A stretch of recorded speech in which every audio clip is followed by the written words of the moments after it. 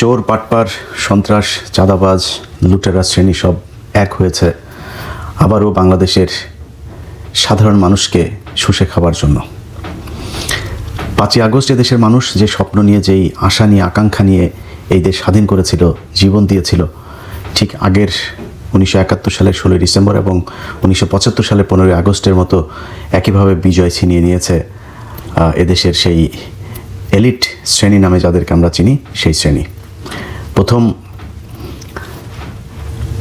16 ডিসেম্বরের পর ভারতের সোনাগাজী থেকে আওয়ামী লীগের যেসব নেতারা ওই পারে পালিয়েছিলেন, তারা এসে হঠাৎ করেই এই দেশের যে মানুষগুলো দেশ স্বাধীন করেছিল তাদেরকে সরিয়ে দিয়ে তারপর চেয়ার দখল করেছিলেন। 1975 সালে যেই বীর সেনানীরা এই দেশকে স্বাধীন করেছিলেন 15ই আগস্ট, তাদেরকে এই দেশ থেকে সরিয়ে দেওয়া হয়েছিল। এরপরে নানান চড়াই উতরাই পার হয়ে তারপর জিয়াউর রহমান ক্ষমতায় গেলেও তাকেও খুব বেশি দিন থাকতে দেওয়া হয়নি। তারপর থেকেই চলছে এই দেশের সাধারণ মানুষের উপরে, এটা কি বলবো, এটা নির্মম একটা পরিহাস এই দেশের, এই জাতির ভাগ্যে। আজকে আমাদের চোখের সামনে সব কিছু হয়, আপনি কিছু বলতে পারবেন না। আপনি যদি বলেন তাহলে আপনি একা হয়ে যাবেন। যাই হোক, যেটাই হোক, আপনাকে এই শ্রেণীর সাথে যারা এই ক্ষমতার কেন্দ্রে আছে তাদেরকে বৃত্তাকার করে তারপর সেখানে ঘূর্ণায়মান হতে হবে। আপনাকে এর বিরুদ্ধে যাবেন, আপনাকে ছুঁড়ে ফেলা হবে। গেল 1.5 বছরে সবশেষ যদি আপনাদেরকে বলি, পিলখানা হত্যাকাণ্ডের একটা বিশাল ঘটনা তো এই দেশে ঘটেছে, তাই না? এবং সেটা নিয়ে একটা কমিশন গঠন করা উচিত ছিল। সে কমিশন গঠন করতে চায় নাই। আমরা ব্যাপক চাপ দিয়ে অনেক কথাবার্তা বলে টলে তারপরে, এখন হলে সেটাও করতো না, তখন তো তাও কিছুটা চাপ ফিল করতো, এখন এটাও করে না। এখন হলে করতোই না, যা বলে বলুক, এটা বলতে দেওয়া রে। তখন করেছিল, করার পরে দেখেন এই যে সময় চেঞ্জ হলো, কমিশন একটা রিপোর্ট দিয়েছে, সেই রিপোর্ট তারা প্রকাশও করে না, সেই রিপোর্ট অনুযায়ী কোনো ব্যবস্থাও নিচ্ছে না। তো কমিশনে আপনার এটা করতে দেওয়ার দরকার ছিল কি? করে লাভটা হলো কি? এই দেশের আলেম সমাজ যাদেরকে এখনো পর্যন্ত জেলখানায় রাখা হয়েছে, তাদের নতুন করে আবার ফের জেলে নেওয়ার জন্য, এবং যারা আছে জেলে তাদেরকে এখনো আবার আটকে রাখার জন্য নতুন করে সন্ত্রাস বিরোধী আইনের সেই মামলাগুলোকে জীবিত করা হচ্ছে।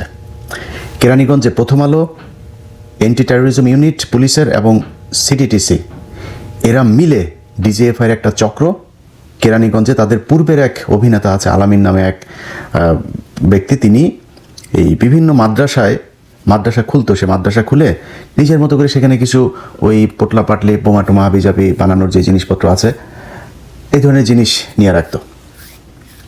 নিয়ে রেখে তারপরে একটা বোমা মারার, হঠাৎ করে ছোটোখাটো একটা বিস্ফোরণ ঘটাইতো। এই মাদ্রাসার ভিতরে বিশাল বিস্ফোরণ ঘটেছে। তো সেই ব্যক্তি 2017 সালে একবার মাদ্রাসায় এই কাজ করেছে, 2022 সালে একবার করেছে। তাকে আওয়ামী লীগ কখনো জেলে বেশি দিন রাখেন নাই। বর্তমান সরকারের সময় সে জেলের বাইরেই ছিল, তাকে হঠাৎ করে তাকে দিয়ে নতুন করে আরেকটা সেই একই ধরনের অভিনয় করানো হলো কেরানীগঞ্জে। সেই ব্যক্তি আলেমও না, কোনো ইসলামিক দলেরও কোনো কিছু না। তাকে দিয়ে এটা ঘটানোর পরে প্রথম আলো বিশাল করে 5-6টা নিউজ একটার পর একটা এই ডিসেম্বরের 26 তারিখের ঘটনা করে আবার ফের বুঝাইতে চাচ্ছেন। সে পত্রিকার খবর হয়তো আমি কি বলছি আপনারা বুঝতে পারছেন, হয়তো অনেকে দেখেন নাই। আপনারা না দেখলেও এগুলো কিন্তু দূতাবাসে পাঠানো হয়েছে। ডেইলি স্টার, আবার প্রথম আলো এটা তো আবার ইংলিশে করে, ডেইলি স্টার হুবহু ওই নিউজই করে, ওইটা পাঠানো হয়েছে দূতাবাসে। দূতাবাস দেখছে 25 তারিখে তারেক রহমান দেশে ঢুকলো, আর 26 তারিখে আবার ফের শুরু হয়ে গেল। এই যে আপনাদেরকে যত তেলবাজি করছে না প্রথম আলো, ডেইলি স্টার, আপনারা এদের চেহারা খুব ভালো করে জানেন, কিন্তু ভুলে গিয়েছেন। কারণ কি? ওই সেই লুটেরা, চাঁদাবাজ, ধান্দাবাজ, টেন্ডারবাজ সব এক হয়েছে, আবার ফের লুটে পুটে খাওয়ার এক নতুন বন্দোবস্ত শুরু হয়েছে। এটার বিরুদ্ধে কথা বলবেন, আপনি কোনো জায়গায় পাত্তা পাবেন না। আপনাকে সব জায়গা থেকে বন্ধ করে দেওয়া হবে, সব জায়গা থেকে আপনার গলা চেপে ধরা হবে। আপনি যেন মানুষের জন্য, এই দেশের কোনো রাজনীতিবিদ, কেউ যারা ক্ষমতায় ছিল, কেউ কোনোদিন আপনাদের জন্য, এই দেশের মানুষের জন্য কিছু করে নাই। এই যে আমাদের দেশে বন্যা হয় না, এই বন্যাটাও রাজনীতিবিদদের জন্য আশীর্বাদ। বন্যায় আপনার সব কিছু হারায় যায়, কিন্তু আপনার এলাকার চেয়ারম্যানের ঘরে আগের চাইতে আরও বেশি সম্পদের পাহাড় হয়। আপনার এলাকার যে ইউএনও আছে, আপনার এলাকার যে ডিসি আছে, সবার ঘরে ঘরে টাকা। সবচাইতে বেশি লাভবান হয় দুর্যোগ ত্রাণ মন্ত্রণালয় আছে না, এদের পুরো পরিবার দোয়া করতে থাকে পুরো সারা বছর, কখন বন্যা আসবে, বর্ষা আসবে, জলোচ্ছ্বাস হবে, ঘূর্ণিঝড় হবে, এদের ঈদ লেগে যায়। আপনার চিকিৎসার জন্য আপনাকে সরকারি হাসপাতালের ওই বেডের নিচে যে জায়গা আছে ওইখানে স্বেচ্ছেতে জায়গায় পোষা পায়খানার মধ্যে আপনারে ফেলে রাখা হয়েছে। আপনার ট্রিটমেন্ট হইলো না হলে এটা নিয়ে কেউ চিন্তা করে নাই, কারণ তাদের পাতলা পায়খানা হইলেও সোজা সিঙ্গাপুরে যাওয়ার ব্যবস্থা করা আছে। এটাই আমার সেই দেশ। সেখান থেকে মনে হয়েছিল যে আমরা বোধহয় বের হয়ে একটা সুন্দর একটা জায়গায় যাব, কেউই চেষ্টা করে নাই। এই যে 2 দিন পর পর ভূমিকম্প হয় না, আল্লাহ না করুক, এটা আপনাদের জন্য একটা বিশাল সংকেত। এই সংকেত দিয়ে বোঝানো হচ্ছে যে 2200 মানুষকে আপনাদের চোখের সামনে মারা হয়েছে, সেই রক্তের সাথে আপনারা বেইমানি করেছেন নিজেদের চেয়ারগুলো পেয়ে। তারপর খুব সুখে আছেন মনে করেন, এত সুখ মনে করার কিছু নাই। ওই যে আগারগাঁয়ে, ওই যে গাজীপুরে বৃদ্ধাশ্রমগুলো আছে না, যায় দেখেন, কোনো রিক্সাওয়ালার মা ওই জায়গায় নাই। আপনাদের মতো চেয়ারে বসে থাকা মানুষকে তার শরীরের ক্যান্সারের এই যে একটা কেমোথেরাপি দিতে গেলে এই সরকারি হাসপাতালে মহাখালীতে যায় দেখেন, নিজের চোখে দেখেছি। হাসপাতাল নিয়ে অনেক নিউজ আছে আমার, যে দেখেন কিভাবে বসিয়ে রাখা হয়েছে তাদেরকে। টাকা দিতে হয়, না দিলে কেমন সিরিয়াল পাওয়া যায় না।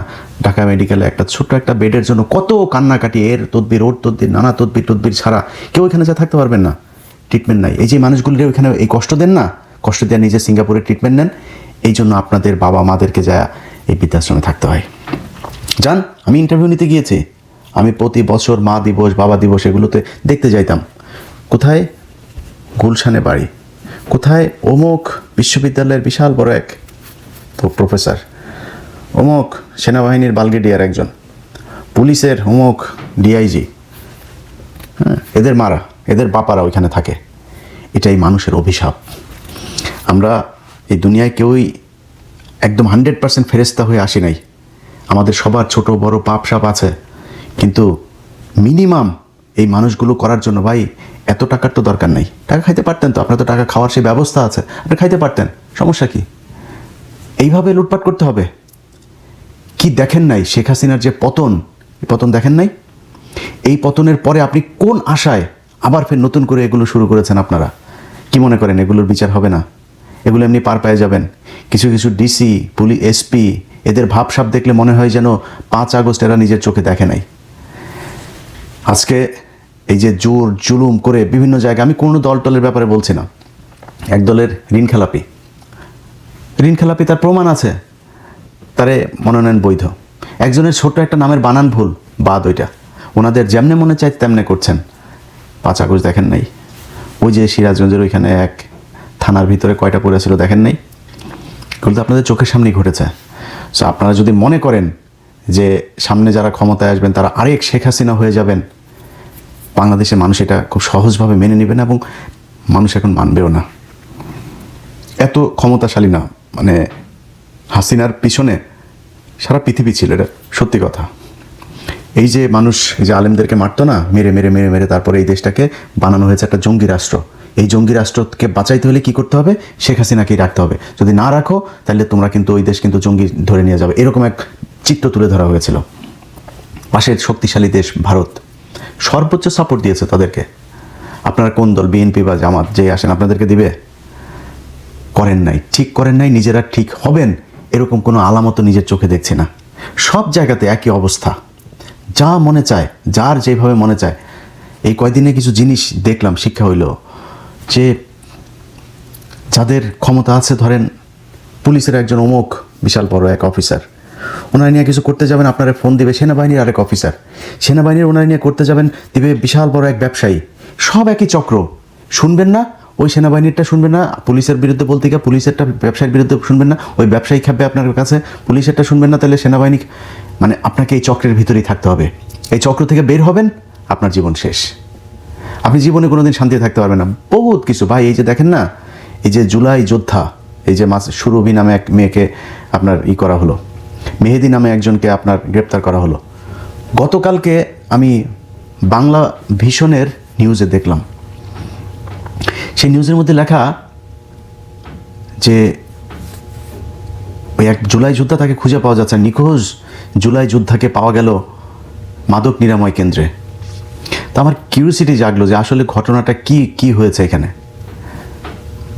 আপনারা এবার খোঁজ নিয়েন, যারা এনসিপির ভাইরে আছেন, কারোর পক্ষেও নাই ভাই আর বিপক্ষেও নাই ভাই, বলে টোলা আর কারোরে খেপাইতেও চাই না। কারণ আমি একদম আমার ভিডিওর ধরনই চেঞ্জ করে ফেলেছি, কারোর নাম ধরে কোনো কিছু বলবো না আর, কারোরে না। এই দেশের এই বিশাল চক্রের কাছে ভাই পরাজিত হয়ে গিয়েছে।